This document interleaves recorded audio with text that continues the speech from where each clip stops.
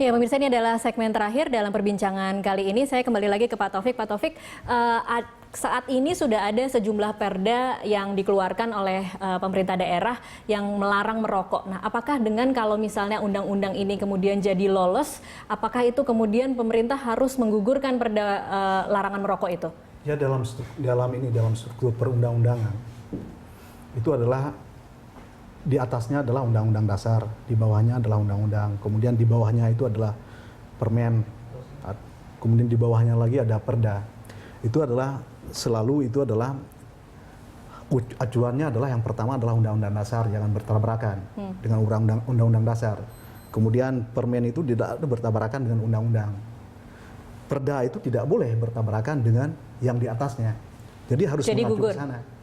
Ya, harus diatur karena kan ada undang-undang lagi, undang-undang tentang kesehatan yang diatur bagaimana di mana harus merokok orang.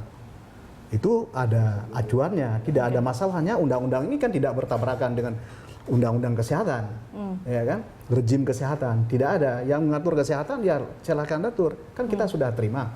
Kalau misalnya rokok itu adalah dianggap adalah mengganggu kesehatan. Itu kan sudah final, itu sudah diatur, ya, di mana orang boleh merokok dan sebagainya. Kemudian ini adalah juga harus diatur tata niaganya, ya kan. Kemudian ada konsekuensi nanti kepada persoalan industri rokok. Itu harus diatur, jangan kemudian industri itu dan seenak perutnya membeli tembakau dari petani.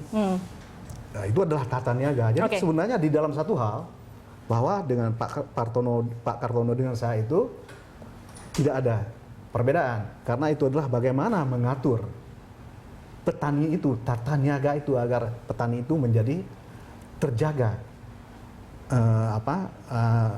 aman dia sebagai warga Indonesia yang kemudian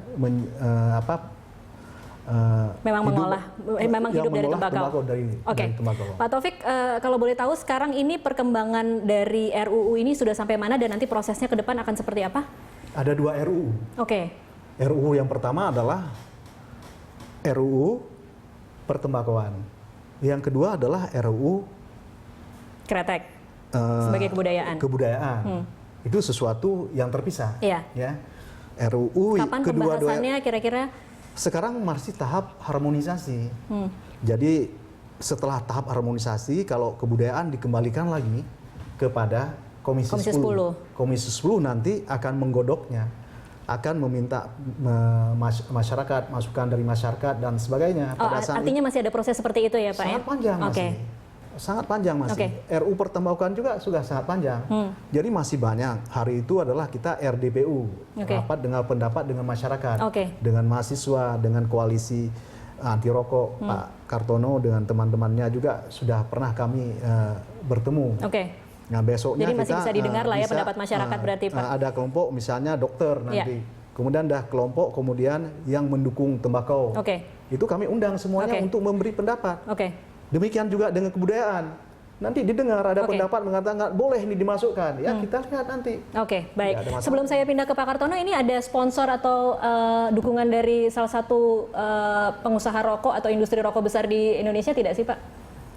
Begini, Pak Kartono tadi mengatakan ada sesuatu di balik itu. Sebenarnya ketika beliau mengatakan begitu, hati saya sakit sekali. Dilihat oleh anak saya, dilihat oleh istri saya, seakan-akan saya ini adalah membuat ini karena saya ingin mengabdi kepada industri rokok. Jadi ada atau tidak Pak? Tidak ada? Kan saya tidak bisa katakan tidak, lantas karena saya meyakinkan Mbak Tasya.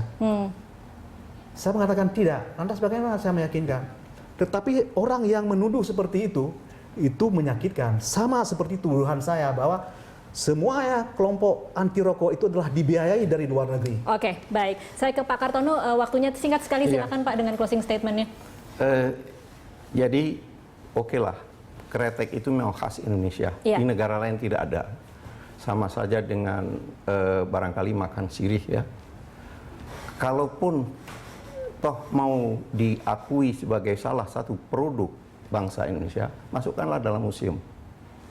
Itu akan dihargai. Keris pun adalah, tapi tidak disebut keris, kita udah. Toh kita tidak hari-hari pakai keris.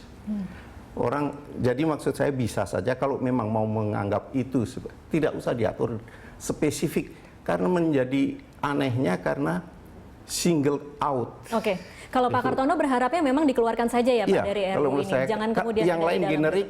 generik lah. Oke, baik. Terima kasih Pak Kartono dan Masih. Pak Taufik.